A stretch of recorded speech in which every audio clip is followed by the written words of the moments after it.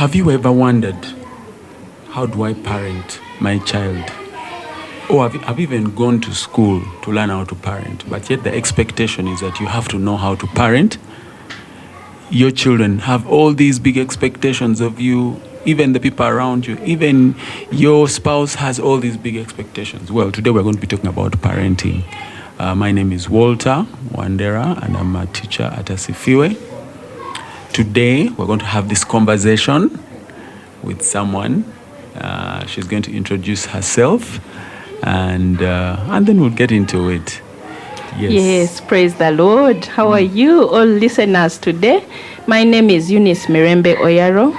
I'm married to one and only John OYARO, and with him we are having 4 boys.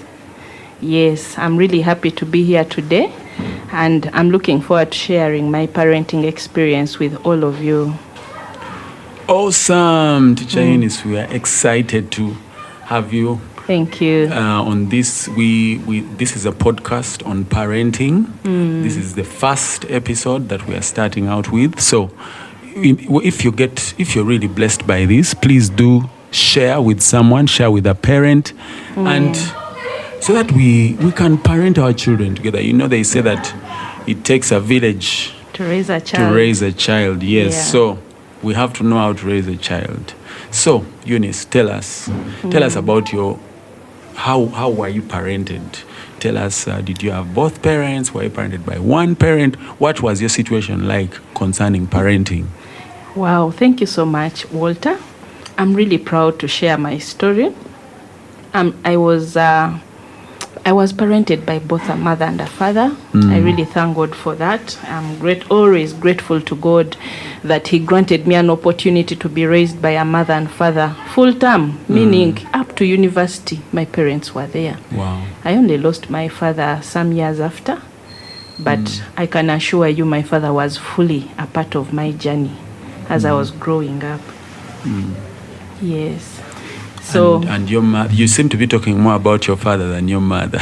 Yeah, it is very important for you to notice that. The truth is, my biggest journey, I think I socialized more with my father. Okay. And yet I was with both of them, but my mom was a bit reserved most of the time. But I did a lot of my life with my dad. Yes. Wow. So definitely you will hear me talk more about my father, much as he's now gone, but my journey is really in the story fully. Wow, that's amazing. That's amazing. For me personally, of course, both my parents were there up to when I was 10 years, when my father passed on. Okay. And then I was raised by my mother. So I remember more of what my mother used to tell me. Okay. And just little bits about my father and things like that. So me, when I'm speaking, I'll be speaking from that perspective. However, there are a few things, of course, I've learned afterwards that not everything that she considered important was as important, or there's certain things that have real values that I've really learned from her.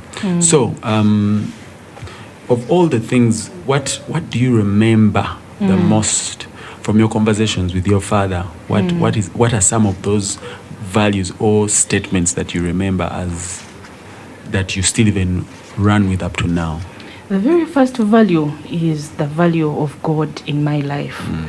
My father emphasized loving God. I remember one day I thought I was actually saved because we used to go to church, we would do devotion at home.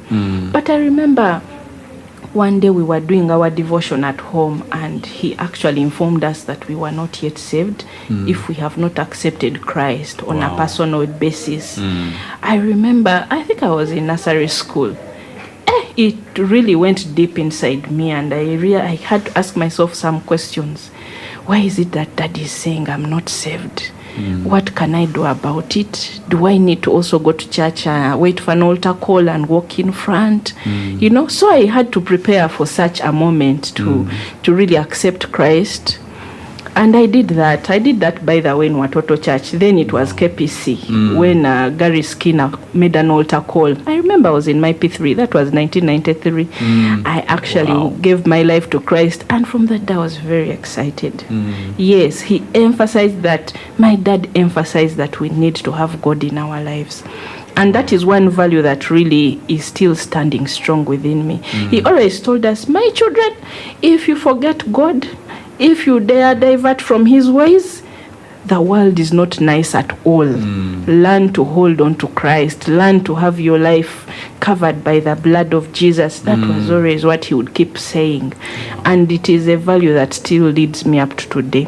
I know that with everything I'm doing, God first. Wow. Yes. That's amazing. While you're talking about God, I remember my mom, I think the first overnight I attended, I was invited by my mom. Yes. Because she used to go and pray the whole night and say, why can I also come? Then she said, yeah, you can come. That was, I think, in P7. And that is actually where I learned how to actually pray. And that was in Kansanga Miracle Center. Yeah. But then there's this statement my mom used to make a lot. I was in boarding school, but every time I would come back home, she would say, whenever you come into a space, make sure that your presence is felt by the value that you're adding in the space. So she said, like, for example, when you are not here, when you are away in school, things were happening. But now you've come back, and it seems like we don't feel your presence. In other words, you're not doing any housework, you're not cleaning anything. We don't feel that you are present. Yeah, so for me, that has stuck with me up to now, that whenever I go into a space, I have to make sure that I'm not passive, just living through the moment, but actually adding value in that space. Wow. Yeah. That's amazing. So I understand you have, how many children do you have? I have 4 boys. 4 boys? Yes. Wow. Wow. You're raising presidents. And what so. Maybe you can send shout outs to them, and also just tell us their ages and things like that. Yes. Shouts out to Enoch, who is 14 years. Wow. Joshua is 12 years, the second born, and Benaiah is 10 years, and Karis is 6 years. Wow. Yes. I greet all of them. That's they awesome. Are amazing men growing up steadily. That's amazing. Personally, I have 3 children. The firstborn is Elma, he's 15. The second is Toby Zion, who is 10. And then Annalise, a girl, who is the last, and she's 8 years old. Wow. So there's a bit of experience in parenting. Yes, of course. So if we add up our years of experience of parenting, there's about over 30 years of experience talking right now. Yes. So people who have young children, please make sure your ears are wide open. Wide open, and you can pick 1 or 2 things. Yeah. Asifiwe, let God be praised. Leadership comes from God, and it starts with inner greatness. At Asifiwe International Academy, godliness, leadership, excellence, and character are our core values in raising an engaged, responsible, and innovative generation. While using the ACE curriculum, Asifiwe International Academy is building effective servant leaders of tomorrow, today.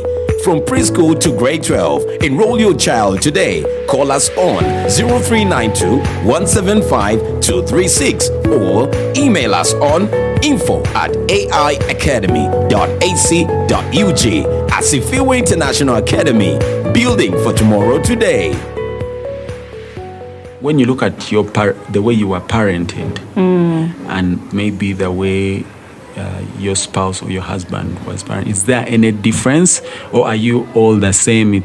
No, it is actually very different, because personally I was parented strictly by my mother and father. In my life story, I don't have things like my auntie raised me up, my grandfather, family friend. I honestly don't know how it even feels like living and staying with other people. My whole journey has entirely had mommy and daddy. And now I met my husband, and his story was actually the complete opposite. He'd never had an opportunity to be raised up by a biological mother or father.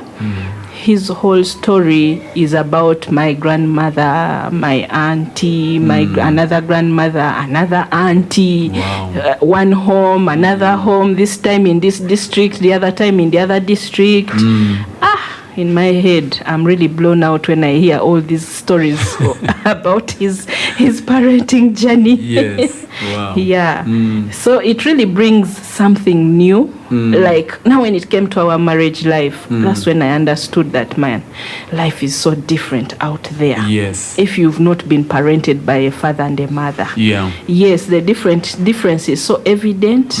And for sure, our sources of strength and conflict have been because of that. Many a times, right now, while I keep telling my husband we need to raise our children, you and me, for him, he feels it's okay.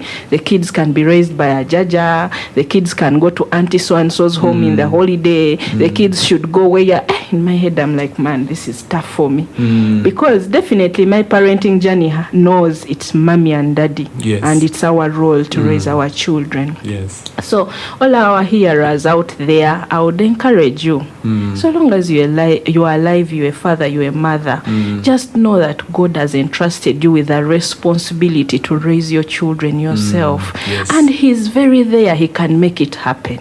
It's not that since you've grown up in many places, you should go everywhere, take your children everywhere. They lose direction. They lose boundaries. Yes. It becomes a confusion. They are not sure about the values now because they'll come back to you, you're telling them something else. At another judge's place, they were saying something else. Yeah? So much as we have this statement, it takes a village to raise a child. Yes, I appreciate. But just know that charity begins at home. So try to make sure that the charity is that home where there is mommy and daddy. For us as Christians, we want to give these values to our children at home. And then it becomes very easy when they have grown up to differentiate. When they visit Jaja, they visit a certain auntie's place, they are able to say, no, but at home daddy and mommy are saying this. We shall keep by the standards they've set for us. Yes, so it is very important for us as parents to have these values put in our children at home. We cannot even think school will do it for us. It is always home.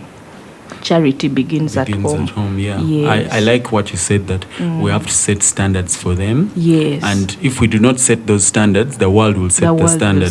Yeah, all their friends, their peers will set their standards, especially when they come to like a school setting where they interact with many other children who are coming from different backgrounds. Yes. So if the standard is not set at home, we are literally relegating that responsibility to everyone out there. That is true. Wow, that's quite an insight. From my point of view, personally, of course, I was raised by a single mom. Okay, halfway my life, really. Yeah. Then my mom passed on when I was 18. So then after that, I just took on, I think I grew very quickly and things. Anyway, but on my wife's side, she was raised by both her parents. Yes, they are very available. But our parenting journey has been, I think most of it we've been learning on the job. I understand. Learning or reading lots of books on parenting, going to many parenting seminars, because the expectation is that the moment you have a child, automatically you've become a parent. Yes. You've been crowned a certified parent. That is very true. Yeah, but this is a journey. This is a journey. We are all learning. We are learning little by little, and yes. So I don't know where do you get most of your parenting, like advice, or like what the way you make your decisions as far as parenting is concerned? Where do you get that? Where does that come from for you? Yes, thank you so much, Walter. Like I mentioned earlier, the truth is, yes, we listen to so many people who speak, but the voices that are the strongest, the actions came from mommy and daddy. The way they parented us, is the first way that I also started off my parenting journey, by knowing I need to be an available mother. Oh, I didn't even mention one thing I picked from my mom. She was someone who took prayer seriously. Almost all the time she was fasting and praying. She would prepare us very good meals and tell us she's not eating because she's praying. And I picked that from her. I knew that to be a very good mother, I have to be very prayerful. And that has really made the difference in my life. There's a lot of bonding I've done with God, where God speaks back to me about my life, about my children, about my husband. And I'm like, if I had not known God, how would I journey? So it is very beautiful to start off there as a mother. And yes, what was the question again? Where do you get parenting? My parenting inspiration? Yes. From my parents. Okay. Yes, okay. From my parents. Brilliant. Yeah, I cannot forget everything they have added to my life. And many times when I'm trying to divert, I already feel very uncomfortable. I feel like they gave me the standard. My father, I will never forget. He first of all struggled with taking us to boarding school. He never wanted us in boarding school in primary, but it was the circumstances that dictated. There's a time he had lost his job. We were there, and he realized we can no longer be day scholars. He had to take us to boarding school so that he can take a fair job. So that was the only reason that took us to boarding, but he didn't want us in boarding until high school. And another thing I observed, there is no day he ever came to visit us alone. He believed mommy and daddy must come and see their child at school. I want to encourage parents out there to know that it takes the two of you to raise a child. Don't think daddy will go and see the child, mommy will go and see the child, I can send an auntie. Just know it is your responsibility as a parent, and both of you, because you play different roles in the life of the child. So both my parents always came to school, and that really counted a lot on my part, because there were things I could freely share with daddy, there were things I could freely share with mommy. And imagine, one parent coming, sometimes it means the child might not communicate some information. So I want to encourage us to know that as a father and a mother, we have roles we play. The mother has the nurturing role, that is the first main important role, and the father is actually the one who makes who the child is. Every father listening, please take it seriously that God has entrusted you with a role to raise children. I'm telling you, children who have been raised by mothers alone will testify there are gaps, but children who have been raised by a father, I am telling you, there is a high level of confidence. They really pick a lot about life better. This is not to hurt anyone who has not grown up by a father, but just to let us know as parents that it is very important for fathers to rise up and raise the children. Speak life into your children. Be there for them. That is one thing my father did. He spoke life into all of us. And even when he passed on, I could hear my brothers crying. They are like, oh, the man had wisdom. We always called him for advice. He always guided us. Who's going to do that for us? And then that rang a bell to me. I'm like, so I'm not the only one. Even my siblings are saying we have lost an icon. He was always there for us. He always called us on a daily. How are you doing, my child? I'm praying for you. I know that issue will go. He was always there. So let us be very intentional as parents, most especially fathers. I've also learned now on my parenting journey that actually these children need the fathers more than the mothers, most especially when they are moving towards the teenage ages. Fathers, please be there for the children. It takes a father to raise a child. Your voice is so strong. When I was in high school, I was a leader and I had the authority. I would speak one word and everyone does what I want. And on my parenting journey, it's amazing. God blessed me with boys. And when I could think I'm asserting myself, they would even just laugh at me. You should know it's a bit frustrating. This time round, I was now in a nurturing role, and the kids they just know me as a nurturer. So when I'm trying to be tough, they are busy laughing at me. And then I observed that every time the father asserted himself with a strict rule, they would just comply there and then. And I realized for sure God has granted men authority. Men, you have authority in your homes. You need to speak that authority out. Set the rules in the home. Don't lay back. I know society right now might have pulled men down, but a man who is trusting in God should rise up, and God will take them where they are supposed to be. Yes, right now when my husband speaks with authority, I am telling you the boys comply. And deep inside, I know I need this man in the lives of these boys. Yes, that is really what I can say. Wow, that's amazing. You know, while you were speaking, I was asking myself, so the fathers that are listening to us right now, I want you to ask yourself the question, what do you want to be spoken of in your eulogy? Yeah. What do you want your children to say about you? Do you want them to say, do you want them to just say, oh, he was a good man? I think that's not sufficient. True. Yes, it's not sufficient. And what you're going to be spoken about, what are you going to do about it to make sure that they actually speak those things in your eulogy? Because at the end of the day, we are all going to end up in the same place. Yeah, we're going to end up 6 feet down, leaving this place. But then what have we left behind? What have you left? Have you left behind a very big job or very many titles? But then the people around you, the people that you have given birth to, what are they saying about you? They say that a measure of a man is not what they say about him at the workplace, but what the people that he lives with say about him.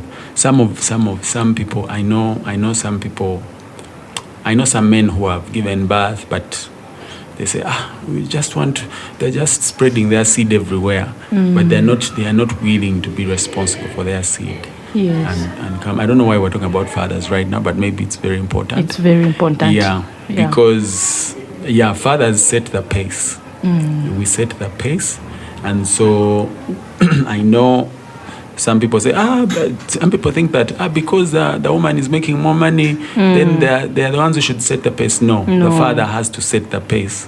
So even if the woman has more money, the father has to set the pace. Because it's not, the money is not what raises a nation.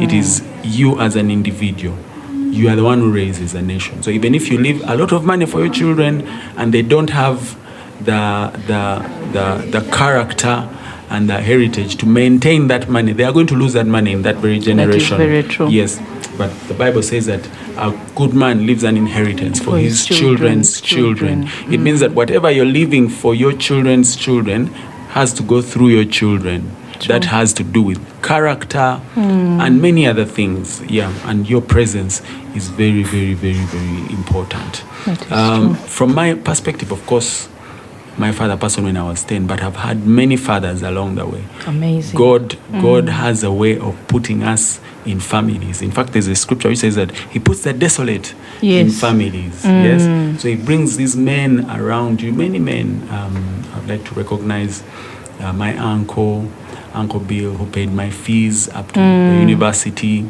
Then many other men, like there's a gentleman called Stephen Ochola. He's now a pastor in Deliverance Church. He gave me a platform to learn music. He even paid for my diploma in music. Yes. Gave me a studio to learn how to do music. And right now I'm actually helping him manage his studio in Kololo called Crystal Clear Studios. There are many fathers that have come through. Apostle Moses Mukisa of Worship Harvest gave me an opportunity to do ministry. Pastor Chris Nsubuga as well. I have so many names. Like if I started naming them, there's also another gentleman. He's called Peter Kisaka. Yes, he has taught me a lot on worship and being a father, being there. In fact, me starting to decide to do SCE for my children or homeschooling, that inspiration came from Peter Kisaka, because he used to homeschool his kids and his children were very sharp. Shout out to Loazi and Sanyo. Wow. Yeah, they've now grown to be very responsible people, and they do amazing things. So God always brings men your way. Even if you don't have a father, God always brings men your way to learn from. Right now, I also still have many men in my life up to this very point, because the learning journey doesn't end. That is you true. always have to have people you're accountable to. and so that you can be able to, we want our children to account to us, but then we don't want to account to other people. So we always have to have someone we're accounting to. And usually our children do what they see us do, not what we tell them to do. Yeah, so I guess this parenting journey is still ongoing. Yes. And I don't know where you're picking now, right now, in your parenting journey. What have been some of the biggest challenges for you? The biggest challenges started from the fact that we were not parented the same way, husband and wife. Okay. Our lives were so different, and I think through the years we've tried to get together, try to agree on terms and conditions, what are the boundaries. Yeah, so my biggest challenges are coming from our backgrounds. They are different. And sometimes I'll tell my husband this is not right, and on his side he feels that is the right thing to do. And just as the Bible says, you submit, you leave him do what he feels is right, take the kids, you call him, he tells you, I've taken the kids for holiday to Jaja's place, and within me I'm like, that is not the ideal. Yeah, so that has been quite a challenge. And I'm really happy the moments we've been together with the kids at home, just the two of us. I've really enjoyed such moments because they've helped us to speak values into them. And I notice that's when they are also free to share and to ask questions. I appreciate this generation, man. They are so liberated. They ask questions. They have that why question. Even us, we need to go for seminars to know how to answer the why question. Yeah. I think for our generation, we didn't have a lot of the why questions. You just take in as gospel truth whatever I said to you. But my dear, our children are different. They will ask the why, and you need to answer it. Yeah, so that's also a big challenge. Yes, it's a big challenge. I really need to always take off time to now say, this is what I want to tell my children, but they are going to ask why. I need to make sure I have a very good why answer. Have you tried using ChatGPT to get answers? Of course, ChatGPT is also there. ChatGPT gives us answers. Yes, but I've also learned to tailor-make the answers into the context I am in. Yeah. Okay. So, okay, that's good. So, another question I was just thinking about right now is, when you're parenting your children or when you're talking to your children, do you take them to the same? Like, is it like a cookie cutter kind of approach whereby the way you approach this one is the way you approach all of them? What's Actually, I observed that all my children are different. No one looks like the other. No one perceives life like the other. So I have personally tried to be very intentional. Sometimes I just take a walk with one child just to catch up with them, just to know what is on their mind. And that is my opportunity to also pass my agenda. Yeah, I try to push some information which I believe if they take it on, it will help them in their journey with Christ, most especially. And also when I'm praying for them, I'm praying for divine helpers, people who are going to add value to them, men who will walk by their side. I can assure you, I have learned that it's men who raise men. So the fact that God has given me 4 men to raise, I keep saying, now God, I've done the nurturing role. I'll continue doing it, but bring the men. I think where they are at now, they need more of the men to speak into their lives, to tell them about business, to tell them about God, to show them direction in life beyond just daddy. Yeah, I really believe right now it's more men out there. And it's just my prayer that every man listening in should prepare to be that man who can add value to the boy child who will come around them. Yes, to utilize every opportunity to do that. Men raise men. Yes. That is a very powerful statement right there. It's Winans song, which is called Believe for It. More of the immovable. God, we believe for it.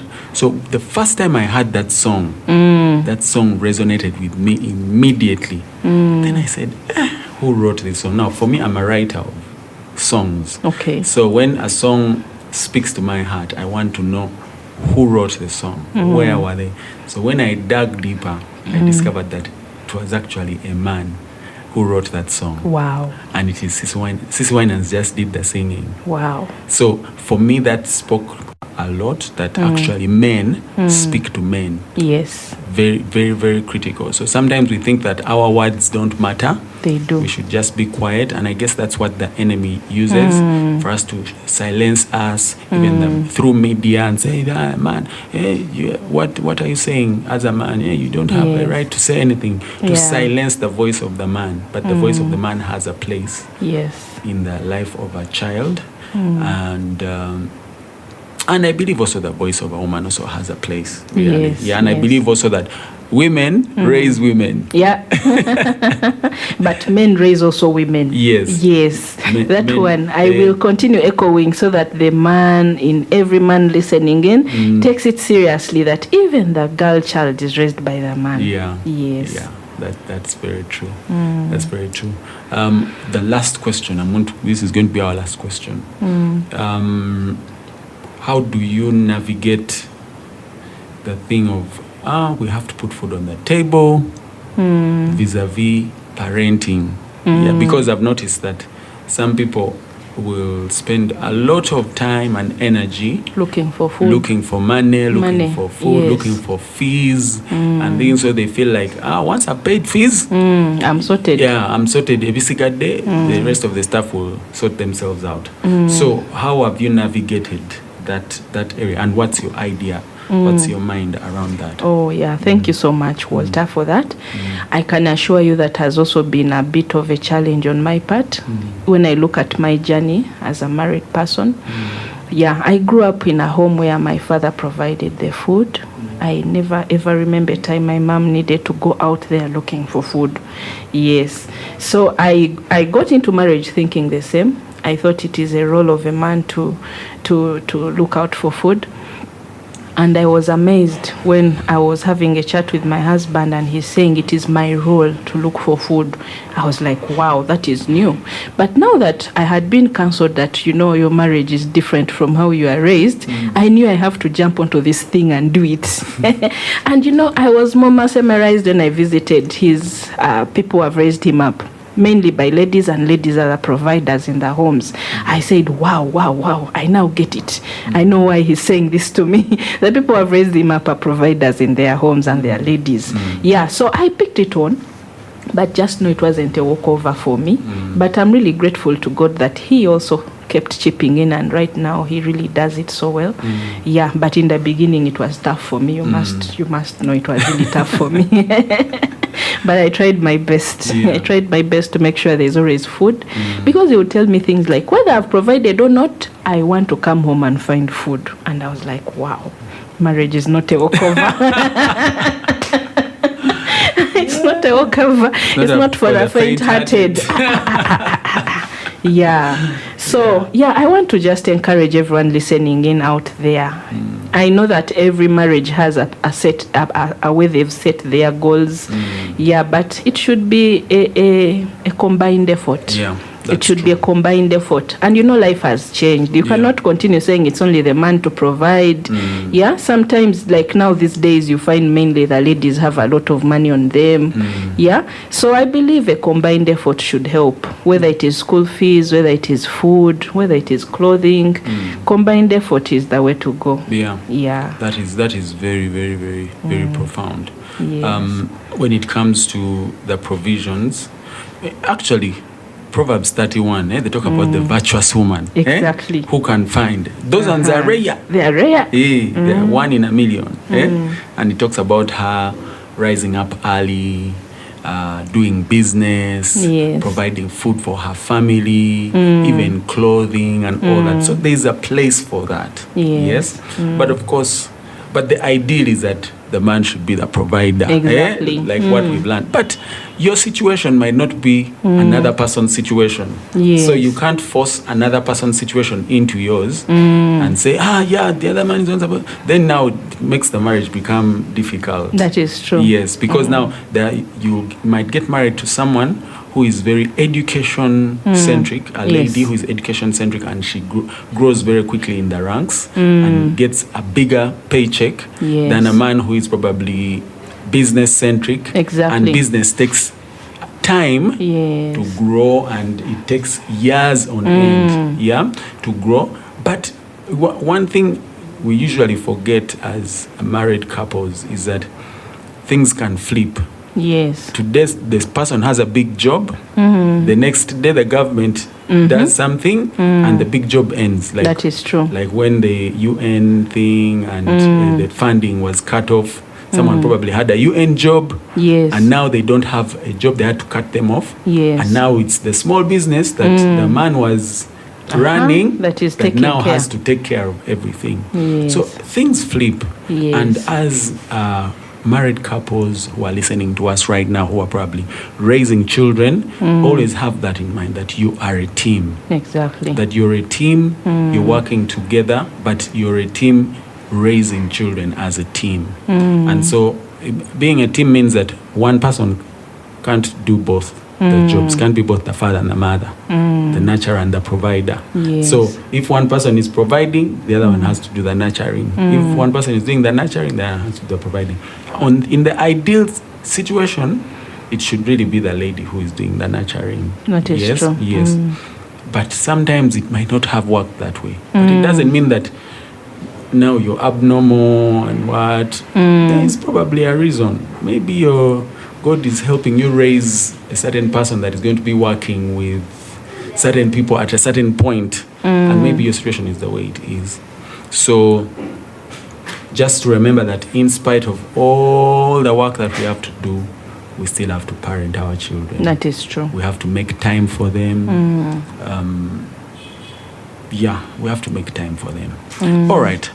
I don't know if you have any parting shots, anything you would like to share for out there. I know today we've talked a lot directly towards men. Yeah, I know. But get it. any parting shots before we go?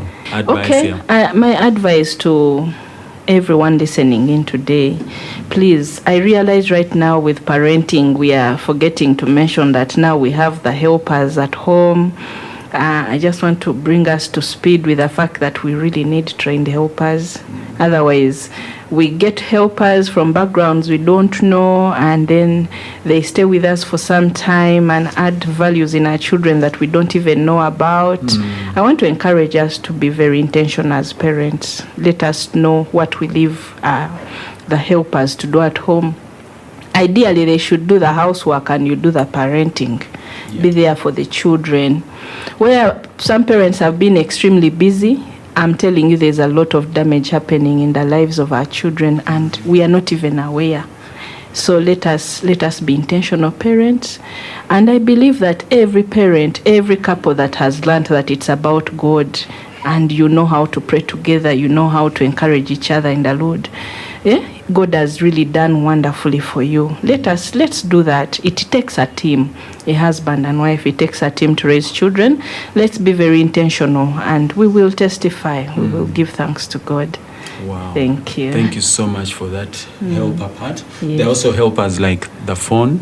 Yeah, and the TV. The phone and the TV, social media. That's the other parenting partner we are having. Yes, so we need to be very careful that we are not relegating our parenting to that. Thank you so much, Eunice, for your time. You're welcome. We really learned a lot from you. And we're looking forward to having you again. Okay. So in case you're listening out there, and you have some comments, please put some comments in. What would you like us to talk about concerning parenting? If you have any questions, we intend to have this podcast at least on a weekly basis. And this is brought to you by Asifiwe International Academy.